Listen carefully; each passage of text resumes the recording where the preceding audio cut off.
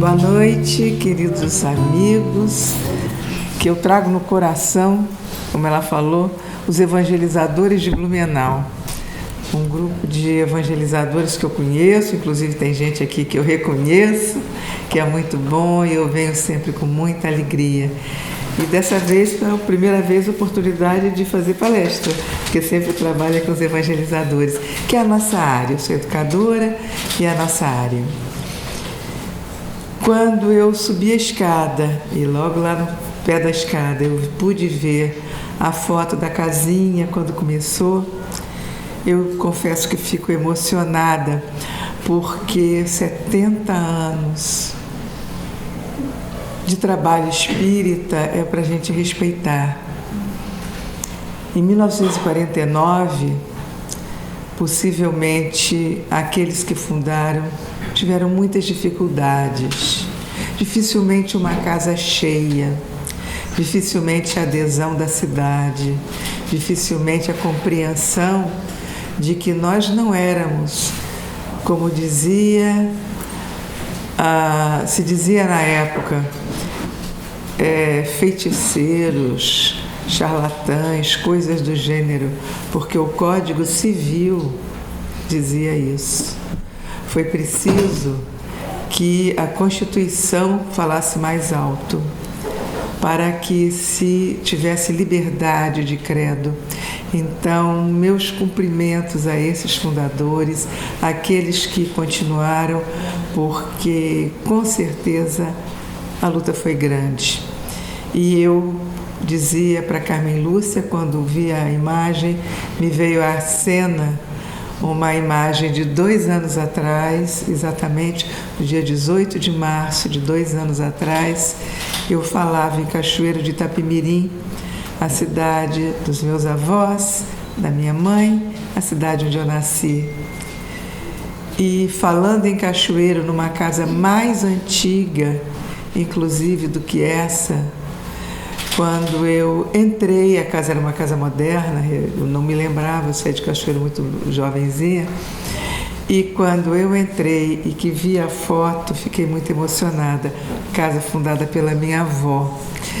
E eu vi muita história, eu não conhecia a avó, mas a minha mãe, que Deus permitiu que vivesse 100 anos e nos deixou só há 5, ela contava que no tempo dela moça, ela ia para o centro espírita e muitas vezes ela, minha avó e uma tia, mas todas as semanas lá estava. No início, seu Jerônimo Ribeiro, considerado hoje o patrono, o espírito guia do Espírito Santo, e depois seu Luiz de Oliveira, que também tivemos a oportunidade de conhecer. E ela dizia, dava uma tristeza de ver aquela sala modesta, mas completamente desocupada, e que a janela dava para fora na rua e que as pessoas da cidade passavam quase que se persignando, dizendo cruz credo, né, que aí mora o coisa ruim. E ela dizia, a gente continuava, porque já naquela época, depois a gente ouviu isso do Chico, né? Eu estou falando aí de 1914, 12, 15, 20, por aí vai.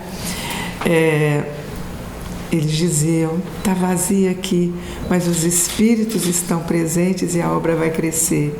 Então, quase 90 anos depois, quando eu lá estou, eu me emociono de ver que realmente a casa cresceu tanto como essa. Então, quero cumprimentar vocês, dizer do meu carinho, do meu respeito e, sobretudo, aqueles que permitiram que todos nós aqui chegássemos, especialmente vocês. E, com certeza, a família naquela época era muito diferente da família de hoje.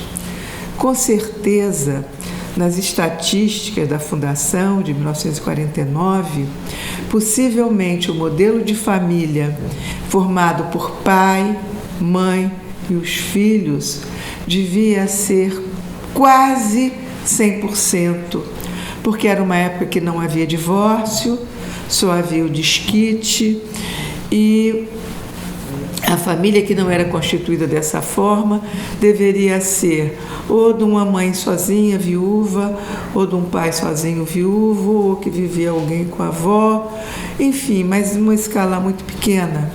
E hoje, as estatísticas mais modernas que nós temos, que não são sequer atualizadas, dizem que este modelo de família não chega a 44%.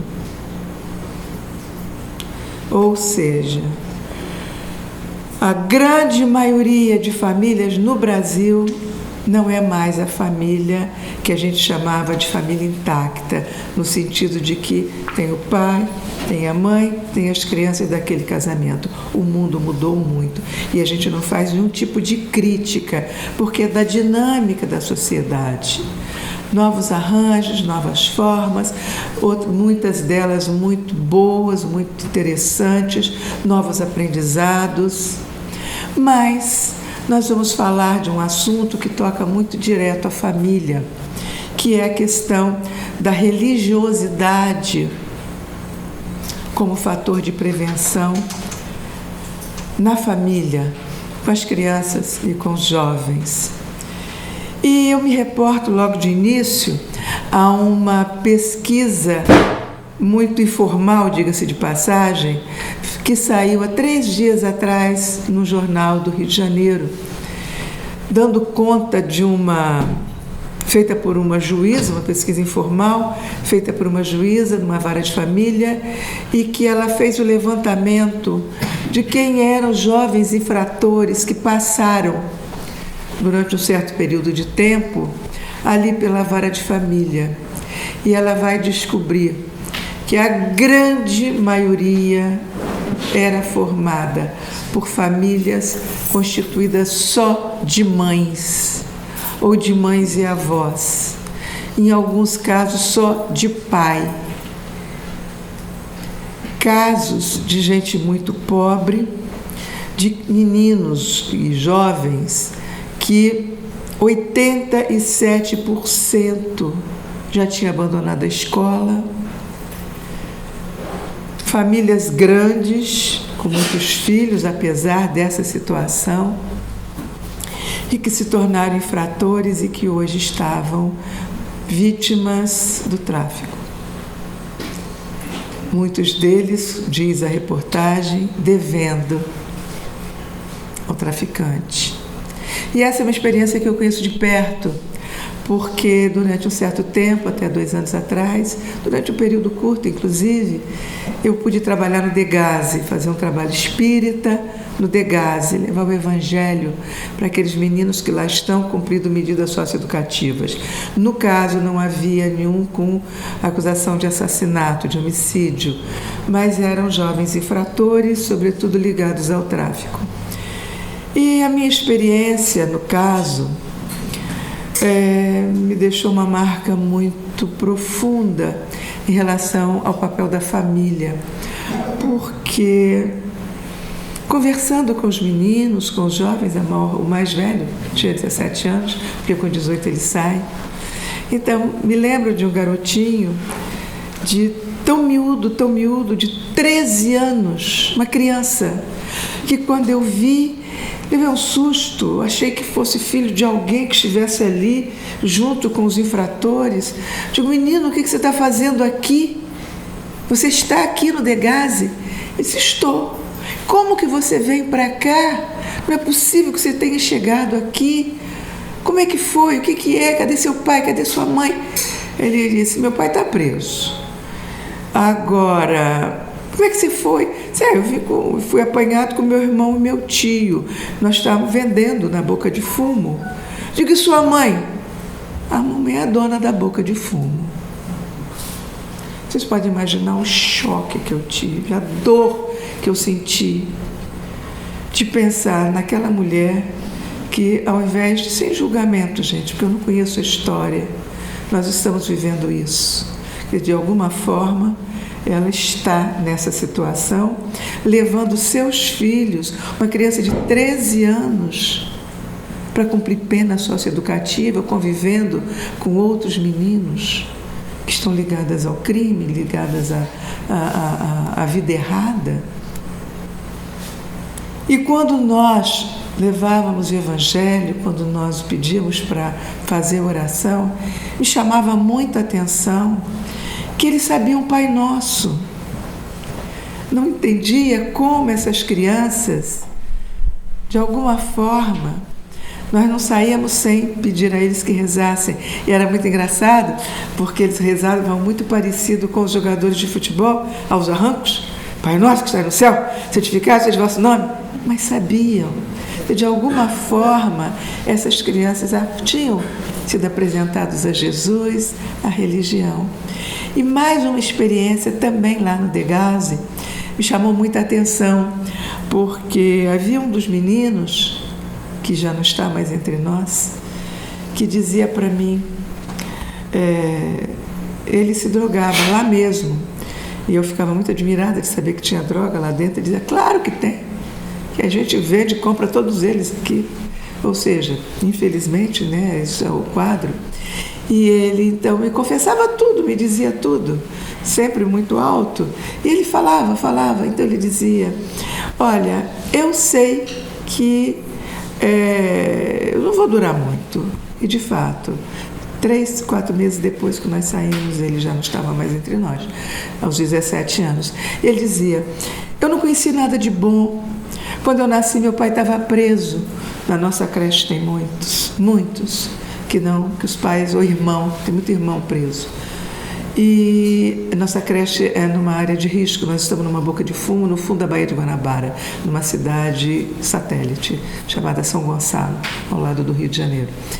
E esse menino diz, eu já sabia, porque eu não conheci nada de bom, nunca vi nada de bonito, minha vida sempre foi muito feia, muito ruim, muito ruim.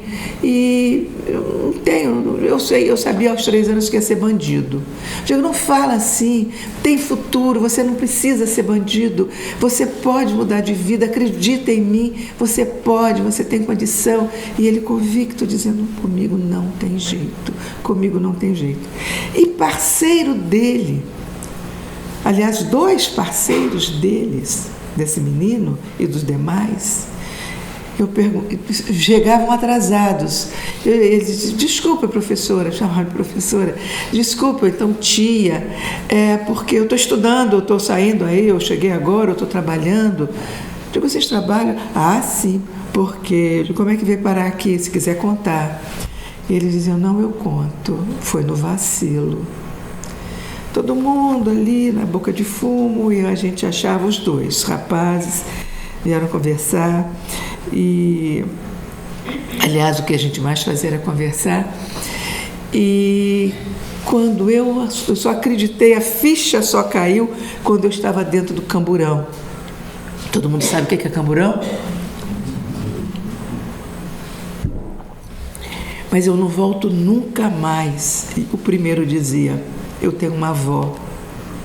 Eu fui criada pela minha avó, que me deu todo o carinho, todo o amor. Eu tenho instrução, eu estou estudando. Foi a maior decepção que eu podia ter dado para ela. Eu não me perdoo por isso. Eu vou sair daqui, eu nunca mais volto. E o outro, dizendo a mesma coisa, com paz. Dei uma dor para minha mãe, dei uma dor para o meu pai. Foi um vacilo. Eu nunca mais volto. Isso nos traz a mensagem da importância da família no encaminhamento dos jovens. Agora imaginem se junto disso tem a oração. Trouxe essa imagem porque na simplicidade dela, ela nos passa a força da religiosidade, de trazer desde muito cedo para a criança o poder do contato com Deus, trazer para junto da criança a presença de Jesus. E é o que a gente vai falar, e a minha fala é permeada o tempo todo por isso. Eu perguntei quando é que sai a evangelização. Que bom, está sendo agora.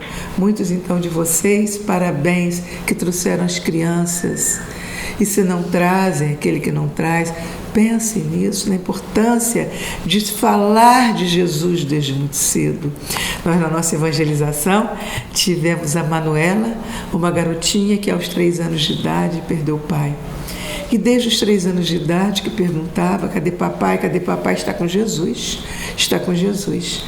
E esta menina criou uma intimidade com Jesus, que a mãe dizia é uma coisa assombrosa, como ela tem Jesus no coração, porque Jesus é o que está com o pai dela, então é o amigo do pai dela, então é o amigo dela, então tudo que se relacionava a Jesus, a Manuela sempre presente, foi crescendo. Hoje é uma menina lá para os seus 10 anos, e assim, adorando Jesus, trazendo Jesus para o seu coração. Por quê? Nós sabemos que o cérebro da criança vai se plasmando na primeira infância, e todas as impressões que nós deixamos no cérebro vão formando o arcabouço, o alicerce sobre o qual todas as outras coisas irão se formar.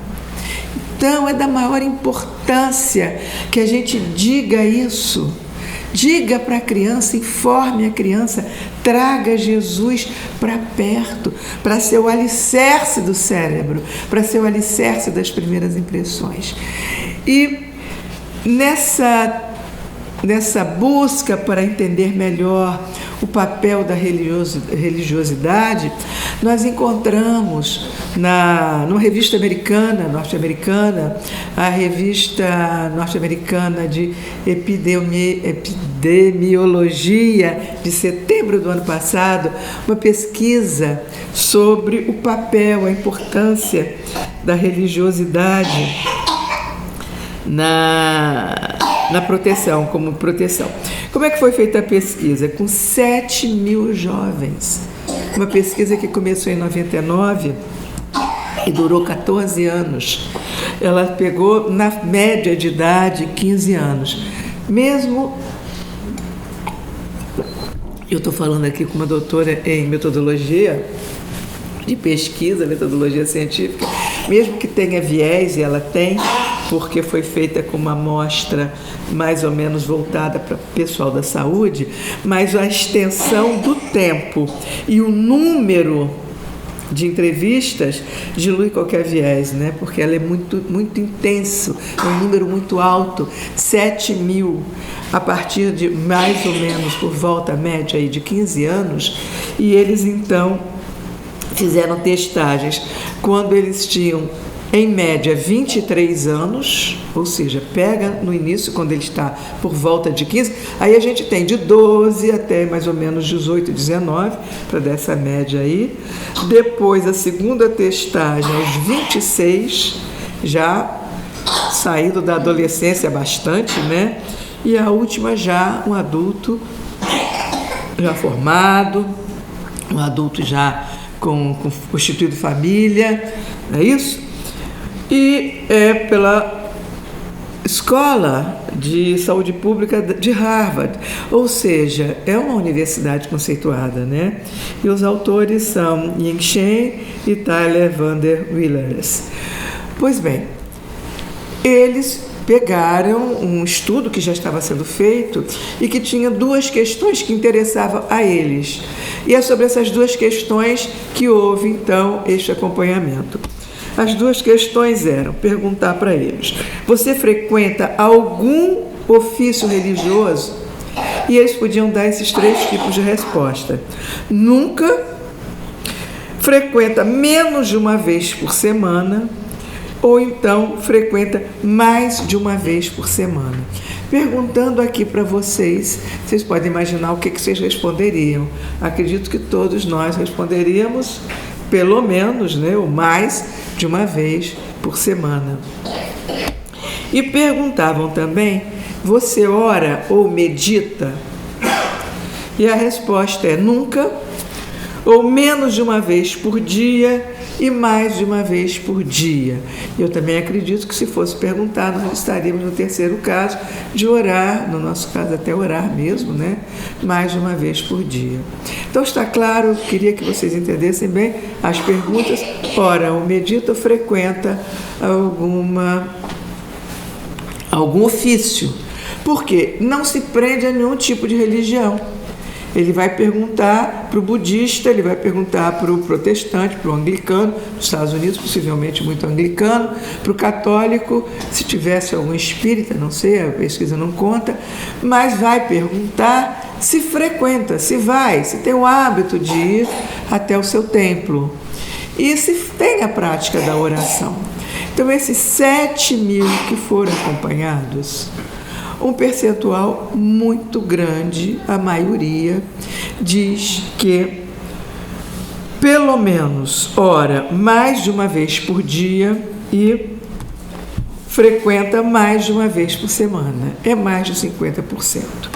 E aí, queridos, os resultados foram extremamente positivos e significativamente diferentes para aqueles que disseram que frequentam pelo menos uma vez e que oram pelo menos uma vez por dia, daqueles que disseram que nunca ou uma vez ou outra vai, uma vez ou outra lembra de rezar.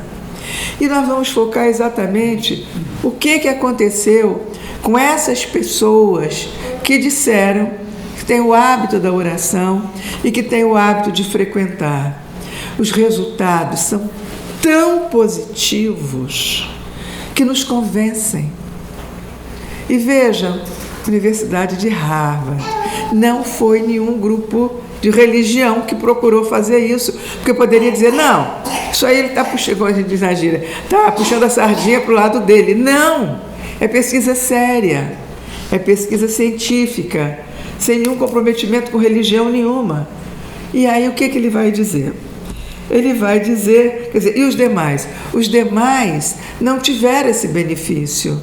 A estatística, quando a gente diz que é significativamente diferente, é sinal de que não foi ao acaso o resultado. O resultado do que eles encontraram foi relacionado ao fato de orar e ao fato de frequentar.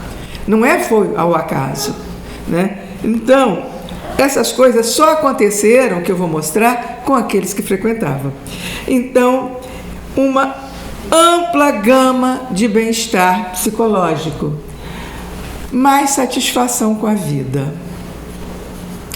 E só aí a gente já tem um item muito interessante, porque hoje nós sabemos do suicídio, nós sabemos que o suicídio no mundo, depois que eu comecei a falar, já tem aqui 28 minutos, depois que nós começamos, 8h28, pelo menos mais de 30 a 35 pessoas já tentaram, já se suicidaram, nem tentaram não, porque é uma a cada 40 segundos no mundo.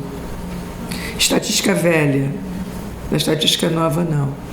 Isso pela Organização Mundial de Saúde. O Brasil é um pouquinho diferente, 48 segundos, que não dá muita diferença. São 800 mil por ano, hoje deve ser mais. Então, e ligado aqui, por que se mata? Porque não está satisfeito com a vida. Então, só aí, o primeiro item já é extremamente interessante. Está satisfeito, está feliz, pode até não estar feliz, mas não está pensando em se matar, está de bem com a vida. E aí vai continuar. Tem boa vida afetiva, está se dando bem com o seu amor, com seus filhos, com seus familiares. É aquela pessoa que se dá bem com os amigos, no trabalho, afetivamente ele está bem. Eu te passo isso tudo, minha flor. Te passo, te deixo isso de presente. Deixo aqui e te passo o artigo. Autoestima elevada. Nós temos um trabalho sobre autoestima, até muito antigo, que gerou um livrinho nosso, Autoestima se constrói passo a passo, e a gente mostra como é importante a construção da autoestima, que não é aquilo de dizer, vai para o shopping que a autoestima fica elevada. Não é verdade. A autoestima é um fator que pode desencadear depressão, que pode também levar a suicídio. Hoje, isso já é um outro assunto, dá um outro seminário, a gente até faz esse seminário também, os meios, as redes sociais, da mesma forma que podem ajudar muito, porque cada curtida é sempre uma jogadinha de dopamina lá no cérebro, na região de recompensa do cérebro, e dá aquela sensação, nossa, tô causando, né? Tô bem. Mas, por outro lado, para aquelas pessoas mais inseguras, e as pesquisas dizem que aquele que busca as redes sociais, porque não se dá bem com as pessoas na vida real, imaginando que online ele vai ter mais amigos, aquilo é um verdadeiro caos terrível, porque ele descobre o quanto é rejeitado, o quanto que não é amado, o quanto que ninguém o prestigia, porque tudo que ele posta ou gera um comentário muito depreciativo ou é simplesmente ignorado. Então, ter uma autoestima positiva nos dias de hoje é fator de proteção, sim, para a saúde mental, para a própria saúde física, porque é aquela pessoa que tem disposição para praticar um esporte, para ir fazer uma ginástica, para correr, enfim, sair da sua situação de tristeza, de amargura, de não gostar de si mesmo. Jesus já dizia, né? Amar o próximo, amar a Deus sobre todas as coisas é ao próximo como a si mesmo. Gostar da gente é fundamental até para poder gostar do outro. Um bom controle das emoções. Quantos casamentos, quantas relações, quantos empregos são perdidos porque as pessoas não conseguem lidar com as suas próprias emoções. E vejam, foi medido com 23, 26 e 29 anos. Gente que já estava, então, no mercado de trabalho, gente que já está, porque quem está contando isso são essas pessoas que foram testadas nesses 3 momentos, né? Então, a gente percebe o quanto que a religiosidade ajudou esse pessoal. Uma forma adequada de se expressar emocionalmente. Então, isso é fundamental. Nós sabemos que para o futuro, as habilidades do futuro não serão mais as cognitivas. Todo mundo já está sabendo disso. Quais são as habilidades? São as emocionais, é a inteligência emocional, é o saber conviver com o outro, é aquele que vai saber gerenciar o seu contato com o colega no trabalho, na empresa onde ele está. Se é o professor, vai saber gerenciar isso com seus alunos. Ou seja, quem tem o hábito da oração vai estar protegido em termos psicológicos, né? Outro item importante que eles encontraram, eles chamaram de força do caráter. E isso, sobretudo nos Estados Unidos, que é muito frequente, a frequência do trabalho voluntário. E aqui a gente faz até um apelo. Eu lamento que no Brasil a gente ainda não tenha criado a cultura do trabalho voluntário. Quantos na casa espírita, e me dá muita tristeza porque eu trabalho com evangelização, e vejo que nem sempre aquele que está na mocidade, na juventude, tem a disposição de ir para fora, de ir ajudar, de trabalhar, de fazer alguma coisa, de ser voluntário nos trabalhos que, na nossa casa, por exemplo, né, nós temos a creche, o que a gente percebe é que aqueles que dentro de casa são orientados nesse sentido, eles acabam sendo voluntários. Mas isso seria uma coisa que nós poderíamos incentivar nos nossos jovens, ir para fora, ajudar lá fora, ajudar ao outro, ajudar a quem precisa, fazer esse trabalho de colaboração com o próximo, que começa, né, no trabalho da obra da cesta básica, né? Muitas vezes a gente vai no quilo, não sei se aqui se chama, né, a campanha do quilo, mas eu acho que tem muito mais coisa que se pode fazer e que nós poderíamos ter voluntários. Nós, por exemplo, eu lastimo, nós tivemos um rapaz que era voluntário e que dava aula de violão e conseguimos. Nós temos mais ou menos uns 12 violões e hoje eu os vejo pendurados lá na no ateliê de costura, os violões lá em cima, porque não tem um voluntário que possa ajudar aos meninos. E já que eu estou falando isso, nós tínhamos na nossa casa umas jovenzinhas que eu tive contato com elas, eu fazia um trabalho de autoestima com elas, e algumas delas com parentes presos, inclusive,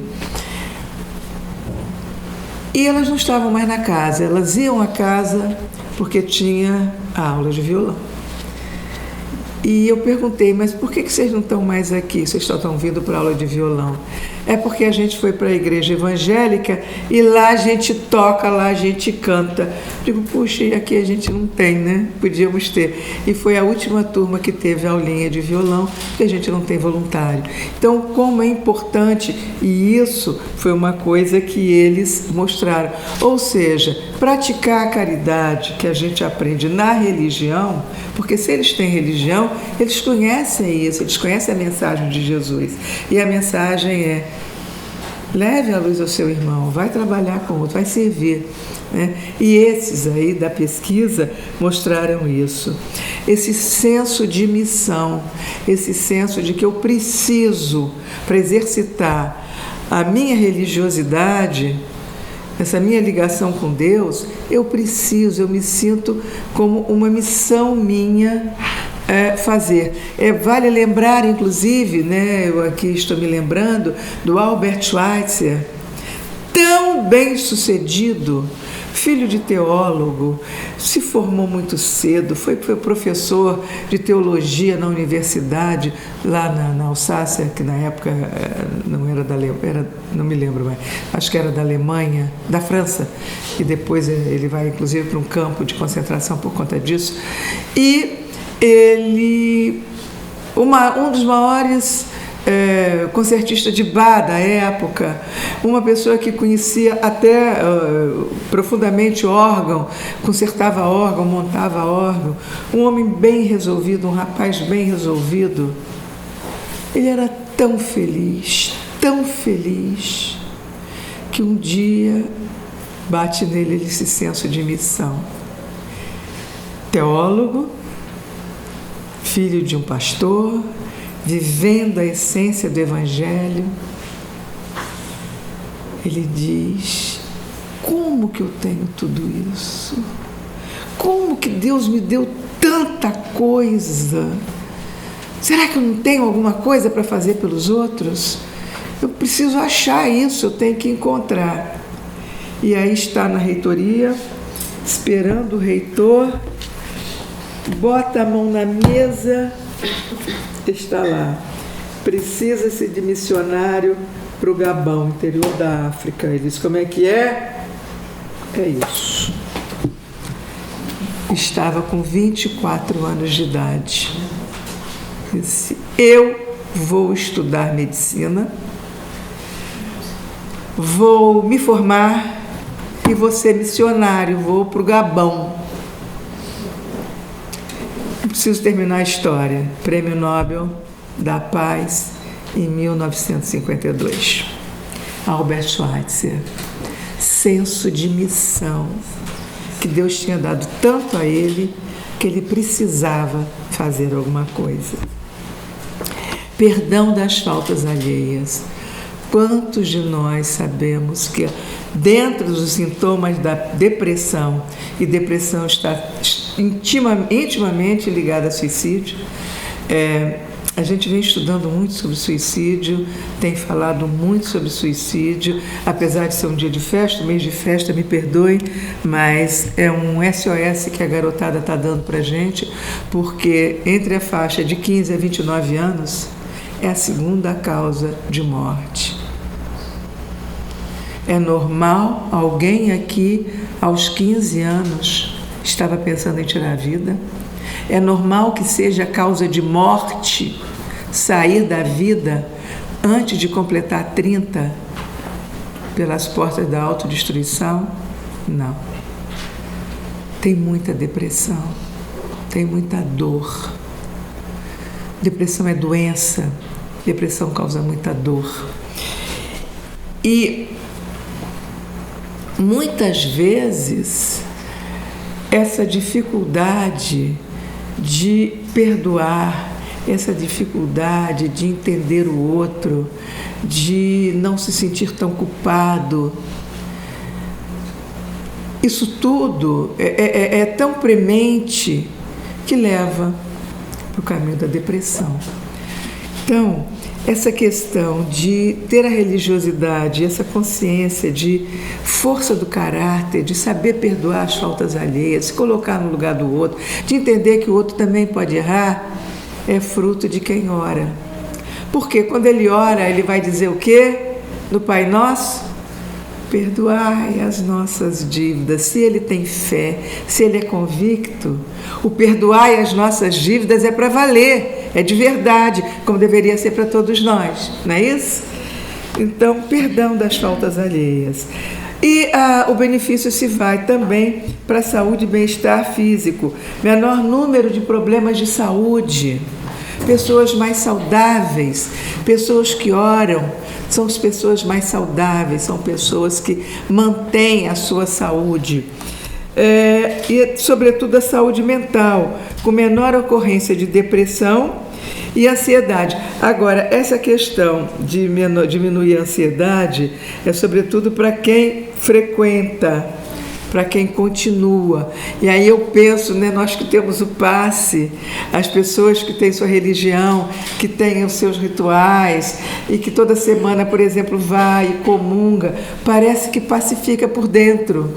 A gente que toma o passe, eu inclusive tinha uma companheira nossa que ela dizia assim, passe devia ser escrito, passe vem de pacificar, a gente ria, mas não, passe não vem de pacificar não, é outra coisa, mas devia vir, porque quando a gente toma passe a gente se pacifica. Então veja, essa questão de ter menor ocorrência de depressão, de ter saúde mental, é fantástico. É fantástico. Quer dizer, a oração leva a isso, a frequência leva a isso, né?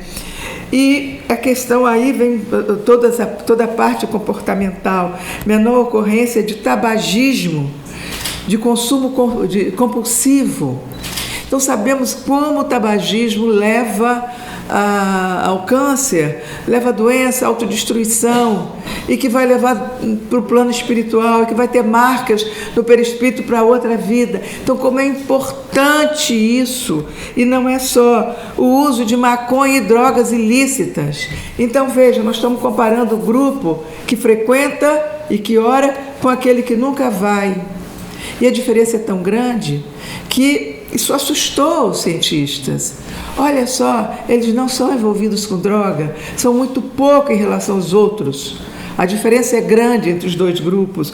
O uso de maconha e de outras drogas ilícitas, o uso indevido de medicamentos e muito número de promiscuidade sexual. Também eles, aos 29 anos, eles contavam, não. Eu saí da adolescência e estou aqui sem ter entrado nisso. E o que é melhor ainda, sem a iniciação sexual precoce.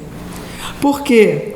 Eles, orientados, conscientes, talvez com um apoio que aqui eu sei que tem, que é do grupo de apoio mesmo para as meninas, orientação para que não saia engravidando aos 13, 14 anos. Na nossa casa, com muita dificuldade, a gente tem tido acesso às mães, até porque a nossa creche é laica, nós damos, fazemos prece e tudo mais, mas o entorno, não sei aqui, acredito que não, no Rio de Janeiro o entorno é muito grande, a influência da igreja evangélica.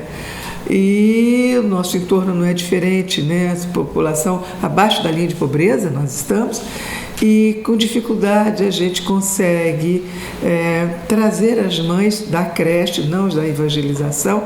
As da evangelização são completamente diferentes, porque aí elas levam para a evangelização, mas para a creche é um trabalho social. E quantas a gente vê ano após ano, menininhas novinhas grávidas.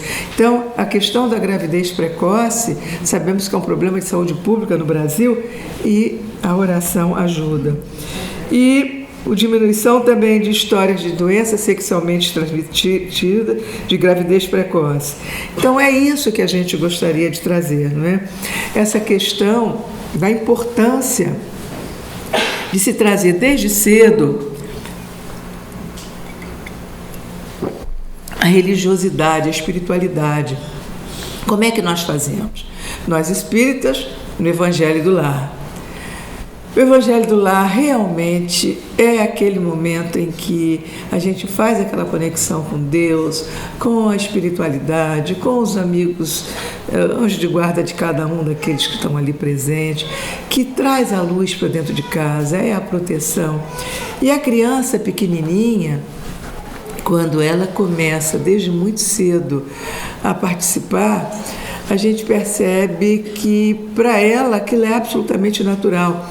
Me lembro muito do caso de uma menininha que sempre a família fazendo evangelho no lar, ela repetia aquilo tudo, né? E ela pedia para fazer prece desde os 3, 4, 5 anos de idade, e ela dizia, abençoa isso, abençoa aquilo, e na família sempre dizia, né? Abençoa as pessoas que estão na rua, abençoa aqueles que estão na rua. Ela não entendia, né? Dizia, poxa, na rua está cheio de gente, né? Então acho que na cabecinha dela, está na rua, está lá na rua. E até que um dia ela passa por um mendigo e a avó para e conversa um pouquinho e dá alguma coisa.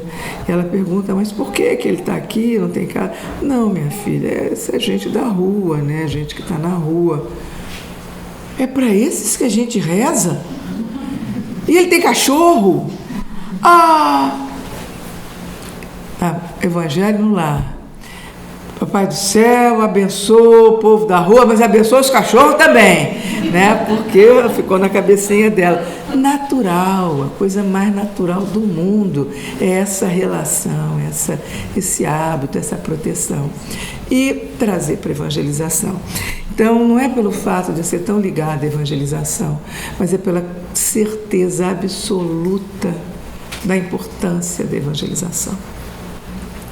Nós sabemos e temos exemplos disso, quantas vezes a criança vem com aquele que a impede de entrar, aquele que não a deixa entrar, que muitas vezes a mãe relata, não queria vir, não queria acordar, depois disse que não vinha de jeito nenhum. Conhece?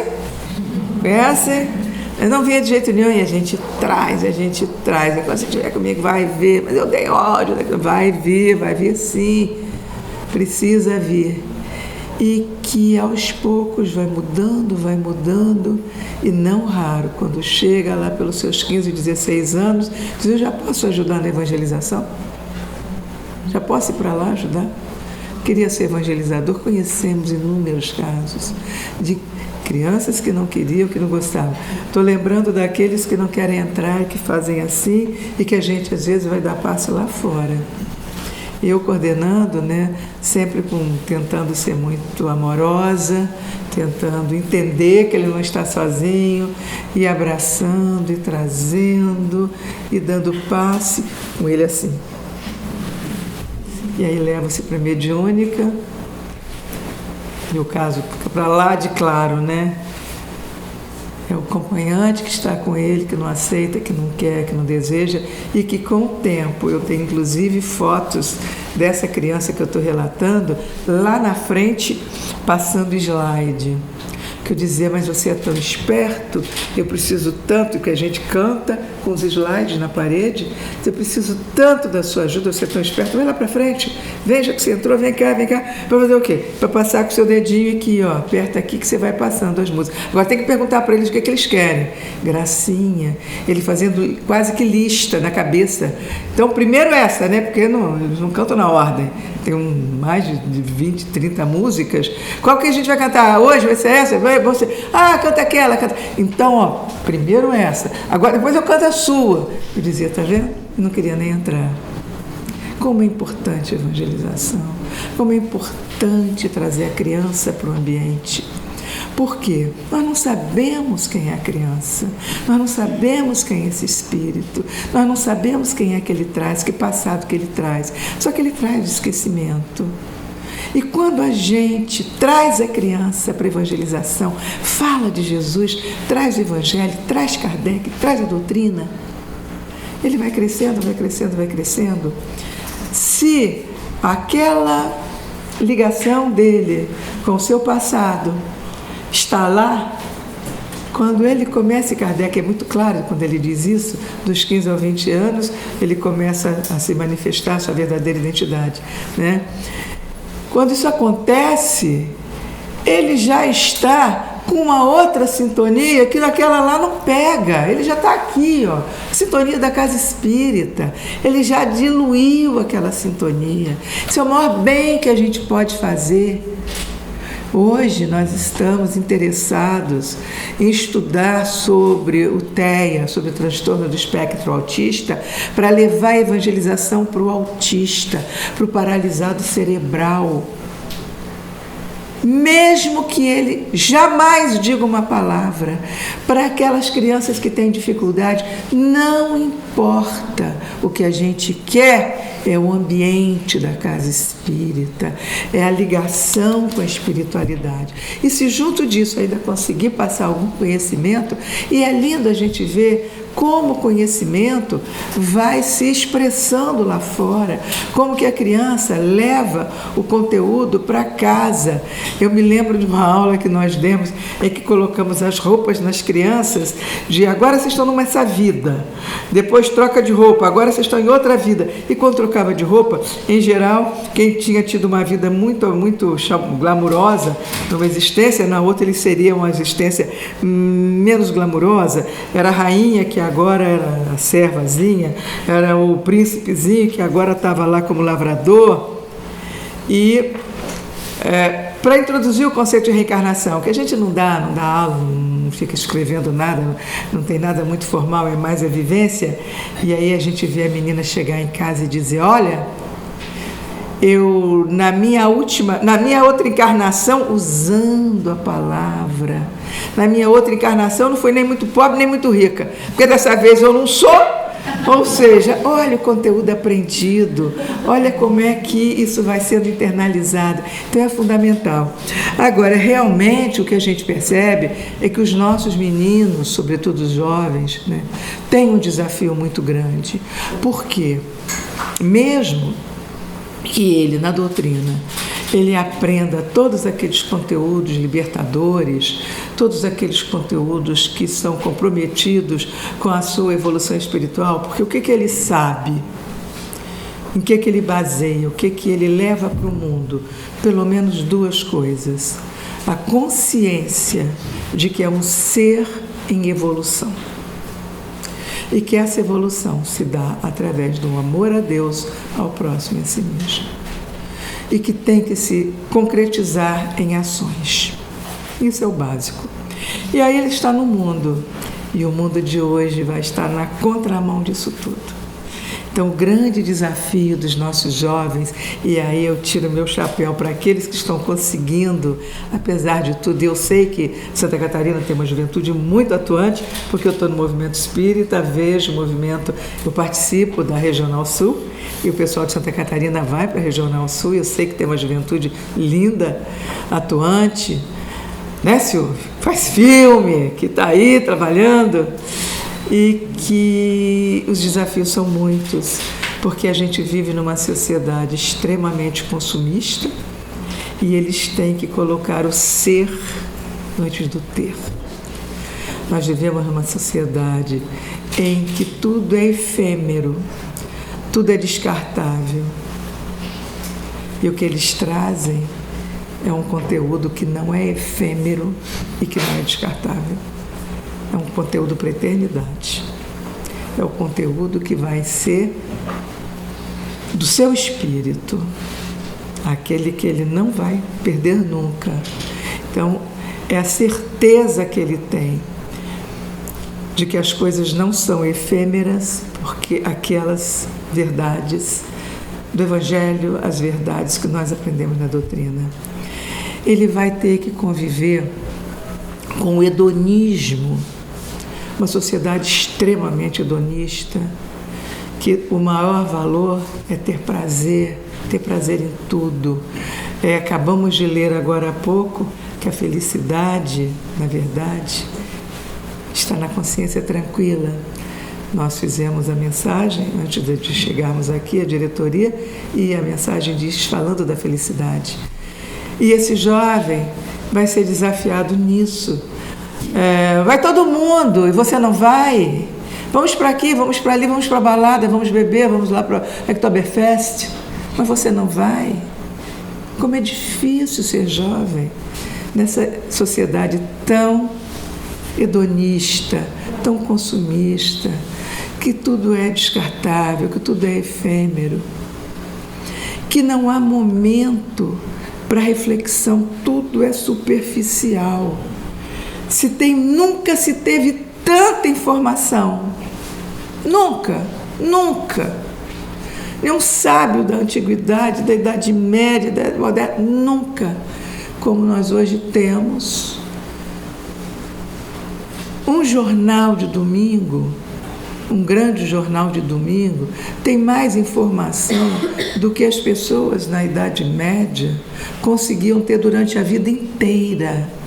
Quem não saía da sua aldeia, quem vivia ali na sua cidade. E, na verdade, nesse mar de superfície que nós vivemos, o jovem é convidado, conduzido a mergulhar. Ou ele mergulha e vai conhecer de verdade a doutrina, vai viver e vai refletir sobre isso, vai participar dos grupos de discussão, dos grupos de reflexão e tentar viver isso dentro de si, ou ele vai continuar na superfície como todo mundo, navegando pelas redes sociais, sabendo de tudo, mas sem que nada desse conteúdo ajude a ele a se aprofundar. Então, queridos, essa é a mensagem. A religião é fator de proteção física, mental, espiritual. Eles não dizem porque não sabem, mas nós sabemos. Somos eternos, somos os viajantes rumo às estrelas, rumo à felicidade que nos aguarda. E o caminho é esse caminho, sim, da prática, da vivência do Evangelho em nós. Frequentar, orar, fazer essa ligação com Deus, trazer Jesus para perto, esse é o caminho. E que nós sejamos capazes de levar isso para as nossas crianças, para os nossos jovens e, por que não, para nós mesmos. Muito obrigada, muita paz.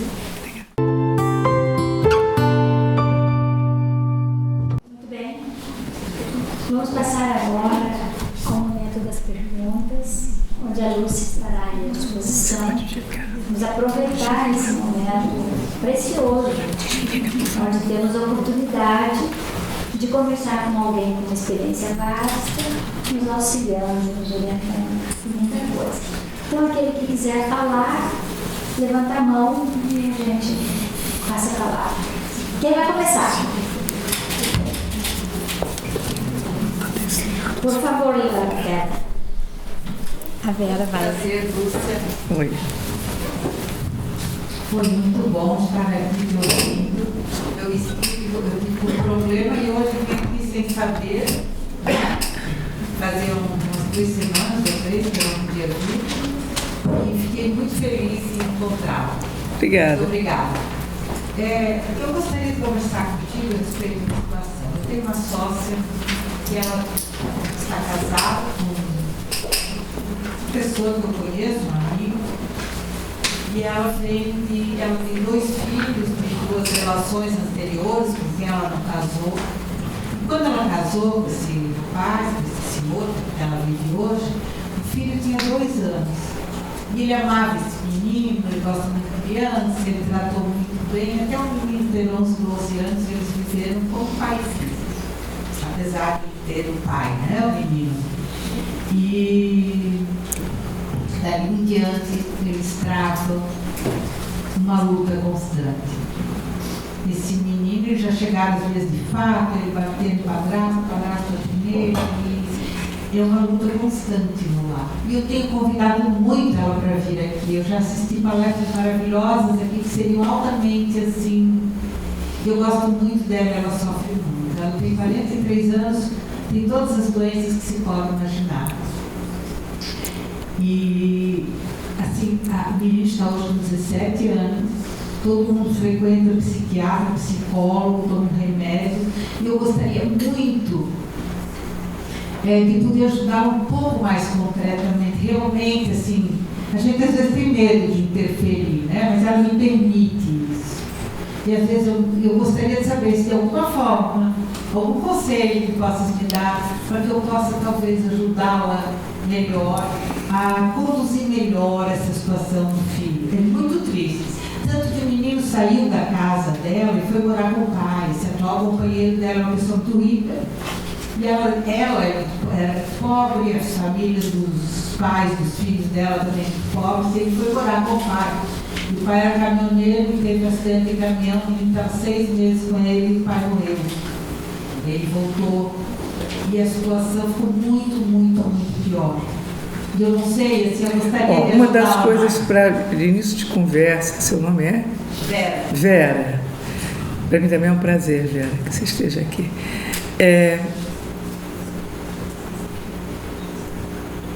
Tudo passa. Isso vai passar também. A adolescência passa. A gente pode enfocar por 2 aspectos. Se você pega Kardec, ele vai dizer que dos 15, quer dizer, a gente sabe que pode ser antes, pode ser um pouco depois, o espírito assume sua verdadeira identidade. Então, até então, quando ele está muito feliz, está com aquele padrasto e está bem, ele ainda não está assumindo sua verdadeira identidade. E quando assume, e mais adiante Kardec vai dizer, como ficar com alguém tão diferente, alguém que não tem as mesmas aspirações, que não tem a mesma identidade, estou falando com as minhas palavras, mas ele vai dizer como vai ser difícil você viver dessa forma, com alguém que vem de um outro. A gente sabe que a gente recebe em casa pessoas desse tipo. Então não é à toa que ele foi viver com esse padrasto, né? De alguma forma deve ter realmente algum antagonismo de vidas passadas para explicar. Mas se a gente levar para o lado das neurociências, você sabe que a partir do final da infância, nós temos no cérebro uma coisa chamada sistema de recompensa. Não sei quem é da área aqui, deve ter médico, gente da área, que vai regular o prazer, que vai, quando tem alguma coisa muito prazerosa, joga dopamina no cérebro e o cérebro então a pessoa se sente feliz. Só que depois que termina a infância e até a chegada da idade adulta, se perde de 1/3 a metade dos receptores de dopamina. E aí já é interpretação minha, se o espírito é muito devedor, ele vai perder muito, porque a gente sabe que tem gente que só perde 1/3, que já é muito. De um modo geral, o adolescente ele tem muito tédio. Aquilo que agradava, aquilo que era muito bom, agora... Eu brinco dizendo, a menina que queria a casa da Barbie, não sei nem se hoje a menina quer a casa da Barbie, hoje eu soube que tem Barbie que tem bebê, não sabia. Avião, às vezes, vindo para Beto Carreiro, dá pano para as mangas, né? Descobri hoje que a Barbie tem uma Barbie que tem bebê. E aí eu sempre pergunto, mas você é mãe da Barbie ou você é amiga da Barbie? É amiga da Barbie, porque não pode, né? A menina tem 4, 5 anos e a Barbie é aquela moça. Mas, enfim, eu brincava dizendo, olha, se você está prometendo a casa da Barbie, dá logo, porque até juntar dinheiro, o sistema de recompensa do cérebro já começou a perder, e a hora que você der a casa da Barbie, ela vai... Entendeu? Então, o que acontece? Com esta perda significativa, a gente acredita que quem perde muito, perde 50%, é porque o cérebro está muito comprometido de vidas passadas. Porque não tem a ciência, não tem explicação por que uns perdem mais, outros perdem menos. Então, é possível que seja um grande... Não estou julgando, estou imaginando que pode ser alguém, pelo menos em relação a essa figura tão antagônica, que tem aí algum tipo de comprometimento e que ele, saído da infância, que tinha assim uma relação prazerosa, foi perdendo e hoje a vida está cinza para ele. E juntando essa perda com talvez um passado que tenha trazido para ele algum elemento com quem ele tem que se reajustar, é possível que seja isso. É possível. O que a gente sugere é que não force, mas que aproveite todas as oportunidades em que essa pessoa puder mostrar um lado positivo, trabalhar a autoestima dele, mostrar o quanto que ele é importante, porque o Santo Agostinho sempre vai dizer, né, embora seja para pai e para mãe, se você tem em casa alguém que traga tanta dificuldade para você, pense, um dos dois errou muito. Que seja sempre a gente, que é o mais velho, que possa entender, né? Então, que ele pense isso. Por alguma razão eu estou aqui, por alguma razão a gente está vivendo isso. Agora, seria interessante que esse menino trabalhasse muito a autoestima dele, trabalhasse o amor ao próximo, fazer algum tipo de atividade, mesmo que ele tenha dificuldade dentro da casa espírita, talvez levar para os eventos da casa espírita com outros jovens. Aqui tem uma juventude muito bonita. Então, usar o caminho um pouco mais externo, não sei a sugestão que está me passando pela cabeça, vir pelo lado mais externo, porque a gente conhece gente que diz, não, eu fui ver lá o teatro lá espírita, eu fui ver lá o trabalho dos meninos espíritas, eu gostei. Nós moramos do lado da praia e lá eles fazem luau. Os jovens no verão, então, tem muito, eles marcam o jogo de vôlei, o luau aberto, até porque é a praia, né? Então veja como é que é um caminho interessante para se chegar para o grupo espírita, tirar inclusive aquela ideia de alguma coisa muito fechada, muito, né, careta para eles. Então talvez seja esse o caminho. Agora, sem dúvida, vibração na mediúnica, muito trabalho mediúnico. Aliás, a gente sempre sugere, né, dentro da casa espírita, quando eu contei do menino que não entrava, que tomava passe assim, o tempo todo na mediúnica, a gente fazendo trabalho por ele, orando por ele, porque a gente sabe que ali tem um companheiro, ali tem alguém. E esse rapaz, com certeza, se ele está assim tão arredio, tão agressivo, tão do jeito que você contou, é necessário, sim, que a gente tenha, que se ore por ele. Trazer o nome para a casa espírita, né? Obrigada. Por favor. Eu vou tentar perguntar, assim, é muita informação, boa noite para todo mundo. Acho que cada fala sua, né, que eles parabenizar também, gostei muito da palestra, faz a gente pensar, incita a gente a refletir sobre algumas coisas, eu acho que já valeu, né? Então, a minha dúvida, eu não sei se eu vou conseguir nesse momento formular bem a pergunta, mas assim, nessa questão da religiosidade, como base de formação, inclusive do caráter e tal, né? Como é que uma mesma família religiosa, por exemplo, que cultiva a questão da religiosidade, um adolescente, por exemplo, sei lá, médico, e o outro vira traficante? Não entendi? Com uma mesma base religiosa. Por exemplo, um exemplo hipotético, né? Numa mesma família, com a mesma base religiosa, que cultiva essa questão da religiosidade, como é que por exemplo, uma família com, 3 filhos. Um casa tem filho, forma uma família, enfim, o outro resolve estudar, trabalha a questão da espiritualidade, faz a caridade, e o outro é traficante. Traficante. Né? Assim, e se em algum momento tem alguma influência de karma ou de obsessão também. Ou se a gente tem como levar assim, não, eu tenho essa base, né, da espiritualidade, então eu estou protegido, eu tenho formar redoma ou qualquer coisa desse tipo. Não sei se foi claro. Claro, e é fácil responder. Santo Agostinho diz isso no capítulo 14 do Evangelho segundo o Espiritismo. Ele diz que o pai e a mãe precisam dar tudo, fazer tudo que esteja ao alcance pelo filho.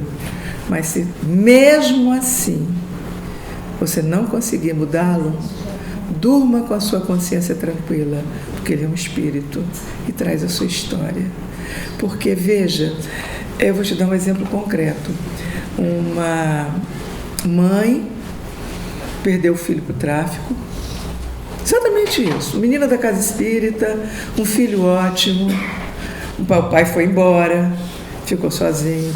Desde jovenzinho, o menino revoltado. Com 15 anos foi parar no Degase, com muito ódio dela, porque ela, inclusive, diante de um juiz, ele diz, você não toma conta. Ela diz, tanto tomo que sei que dentro da mochila dele hoje tem maconha, e por conta disso ele foi parar no Degase. Eu falei do Degase, mas todo mundo sabe o que é, não, né? Mas ficou claro que é o órgão que toma conta das crianças infratoras do Estado. E ele passou uma temporadinha no Degase, com ódio mortal dela. E ela sempre dentro da casa espírita. Quando foi, não sei se já fez um ano, ele saiu para uma balada acho que estava com 17 agora, 16, 17. Da balada saiu, foi para um morro buscar a droga, e ele era freguês de uma facção rival. Ele foi preso, morto, e sabe Deus o que fizeram com o corpo, porque essa mãe nunca conseguiu achar. Um desespero para ela, um desespero. E na própria casa espírita, agora, mais recente, depois ela desesperada, houve uma mensagem mediúnica, não por ele, mas já dando num tio, um parente dele, dando notícia, dizendo, não se culpe. Ele conheceu Jesus através de você. Podia ter sido muito pior, porque ele agora está se sentindo culpado da tristeza que está te dando, percebeu o erro que fez. Você não tem ideia do benefício que você deu a ele, porque ela só dizia, como eu deixei de fazer. Não, era do Espírito, ele veio assim, ele veio ainda muito primitivo, com seus instintos muito primitivos. Ela deu amor, ele conheceu o que era amor, teve a chance sim, não quis, não desejou. Agora, não tem como você impor, porque é do Espírito, isso realmente é do Espírito. A gente tenta, a gente faz. E eu vou te dar um exemplo. Eu sou a 4ª geração de espírita na minha família e já está na 6ª. Sobrinho neto, eu sou bisneta de espírita. Ouço falar no espiritismo desde que nasci. Minha mãe foi de mocidade espírita, que morreu já até com 100 anos. Pois bem, somos 7, 4 mulheres. Minha irmã mais velha, católica, daquelas de viver de terço na mão. Nossa Senhora, na sala dela, que a gente até gosta muito de ver. Entra na casa dela, tem uma Nossa Senhora linda. O que é isso? Respeita a gente respeita ela, mas muitos anos de tradição. O que ela traz lá de trás? Entendeu? É possível que a gente já tenha sido espírito lá com eles, quando o meu bisavô lá que veio, talvez eu já fosse até simpatizante. Eu, minhas irmãs, meus irmãos que são. Também nem todos são. Mas somos pelo menos 3 atuam na doutrina espírita. E a minha irmã mais velha é forte, né? Ela é forte nela, porque a gente traz isso, né? Então nela, apesar de ter toda a tradição espírita, lá foi ela para a Igreja Católica e ficou, né? Muito católica e sem nenhum problema, até porque a gente foi iniciado no catolicismo.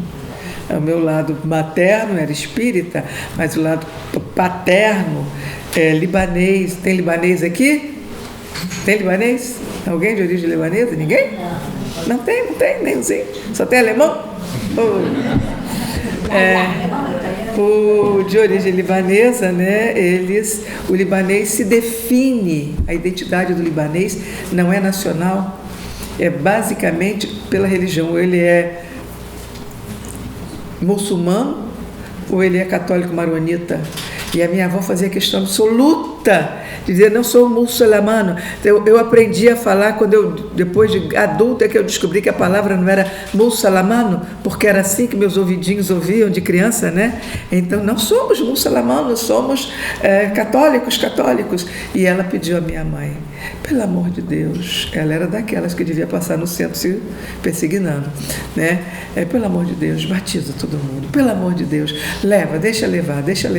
E a minha mãe dizia, está aqui dentro, então não adianta, porque não precisa ir para centro, até porque nem tinha direito, era muito pequena, né?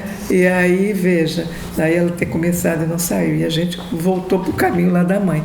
Então depende do espírito, né, basicamente, da força que ele tem, porque é que eu volto a dizer, Santo Agostinho disse com muita clareza, muitas vezes é muito forte, os pais fazem tudo, mas é um espírito milenar, com as suas vidas passadas, com toda a sua tradição espiritual, e que é muito forte o que ele traz, possivelmente do materialismo muito forte, possivelmente de uma vida ligada mesmo a submundo, não sei, estou aqui sendo hipotética, né? Não sei, acho que o seu exemplo também foi hipotético, né? Então pode ser tudo isso, e que agora você, voltando ao exemplo que eu dei, que é concreto, você não sabe o que isso está fazendo nesse espírito, o fato dele ter conhecido. E me lembra de um outro caso. Eu tive a oportunidade de, há 17 anos atrás, eu e o Geraldo, me ajudou, né, no caso, meu marido, nós implantamos a evangelização em Vigário Geral.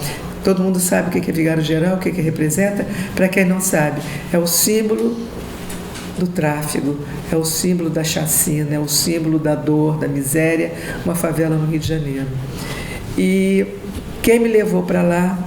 Uma companheira da casa espírita que queria que levasse a evangelização. Muito pobre, uma casa muito pobre, uma vida muito pobre, uma vida de luta, só o marido trabalhando no caminhão, e ela tirava mantimento de casa e dava para um viciado, vizinho dela. Um dia eu perguntei, mas vem cá, você está tirando a comida que o pobre do teu marido compra para dar? Ele está brigando comigo. Eu digo, mas você não acha que ele está certo? Você está sustentando lá o rapaz na droga? Ele está muito mal, ele vai morrer.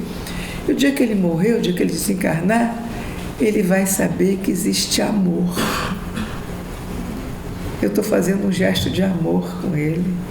Ele vai saber que existe amor, que existe caridade. Eu só faço por isso.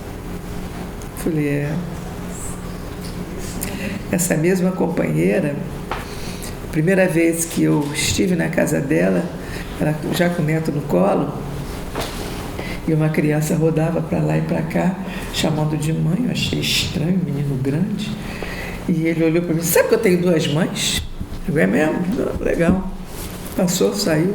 Quando saiu, eu perguntei, vou dizer até o nome dela, porque ela merece ser homenageada. Cícera. Quem é essa criança? Seu filho? Não, Lúcia. Eu crio desde pequenininho, a mãe abandonou. Ele é filho do meu marido com a vizinha do lado. A ignorante aqui disse, mas meu Deus, você fica com a prova do crime em casa? Ô, Lúcia, nós não somos espíritas.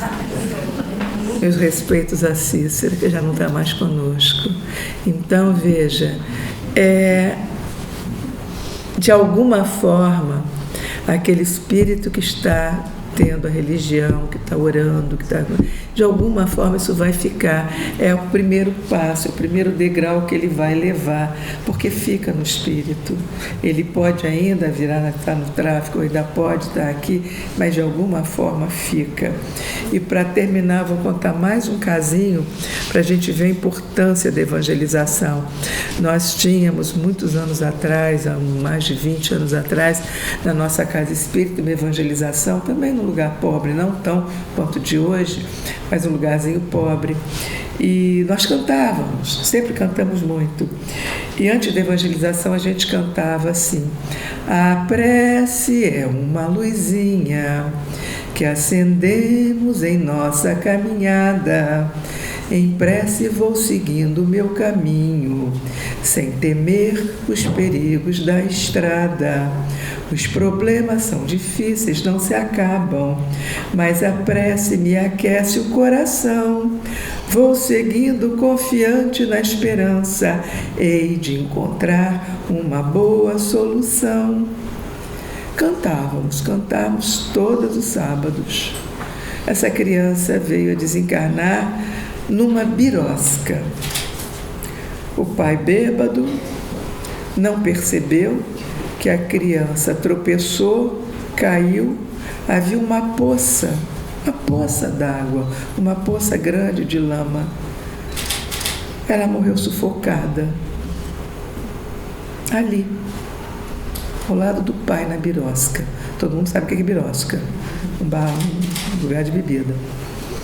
E ela contou depois na mediúnica, chegou na mediúnica, muito feliz, dizendo: quando eu caí, eu estava na hora, eu vi na hora.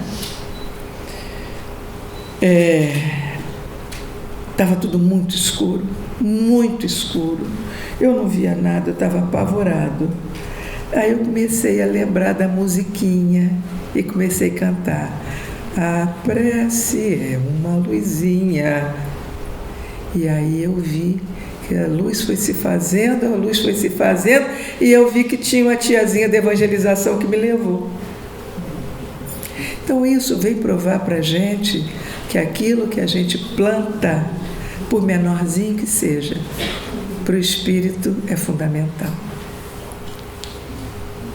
Fez alguma pergunta? Você me permite fazer mais uma? Pois não, meu amor. Alguém tem alguma prioridade, mas enfim. Até porque você é uma pessoa de fora do Rio de Janeiro, o que me chama atenção em Blumenau é assim, cada esquina, basicamente, a gente tem uma casa de oração, independente de religião, né? Sem a questão do preconceito agora. Acho que independente de religião, acho que de um tempo para cá, Blumenau, acho que tem duas casas de oração em cada esquina. E quando acontece alguma situação trágica em algum outro lugar, Blumenau não se mobiliza. Aí eu penso assim, tanta oração e tão pouca ação. Falo isso porque eu trabalho 20 anos na prefeitura, sou assistente social, estou dentro da coisa. Opa. E eu lembro que quando aconteceu a calamidade em Blumenau, as pessoas que mais doaram foram as que menos tinham. Sempre é Inclusive, assim. surpreendentemente, o pessoal da favela da Rocinha mandou várias doações e com cartas com oração, a ponto de dizer assim: olha, doei um pacotinho, né? Estou mandando um pacote de bolacha, uma caixinha de leite, é só o que eu tenho, mas eu estou orando todos os dias para que vocês fiquem bem.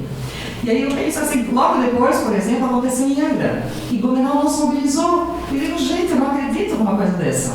Né? Apesar dessa cultura que seja a espírita da oração, ou a católica, enfim, a questão da oração, de falar de Deus, porque eu penso assim, orar é uma coisa, agora eu sentir Deus, eu agir como Deus, não que a gente é perfeito, longe disso, muito pelo contrário, mas eu acho que também só oração sem ação também fica meio, não sei. Ou então é aquela oração, é aquela prática que fica a prática pela prática.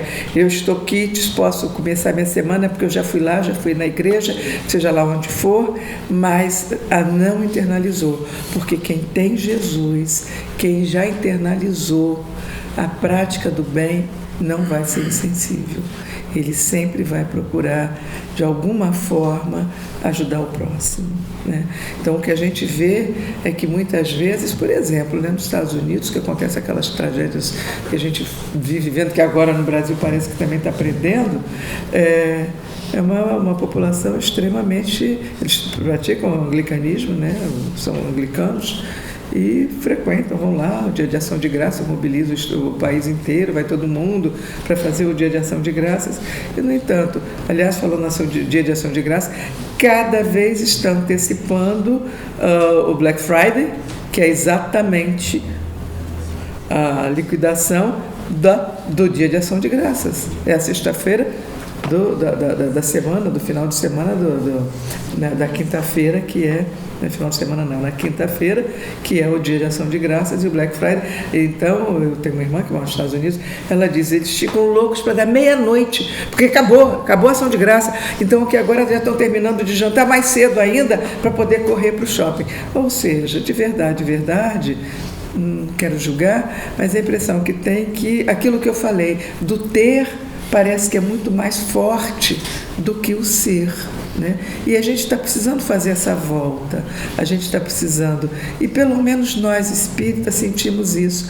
Parece que até aos olhos da população em geral, eles têm essa percepção nossa, de que a gente de alguma forma ajuda.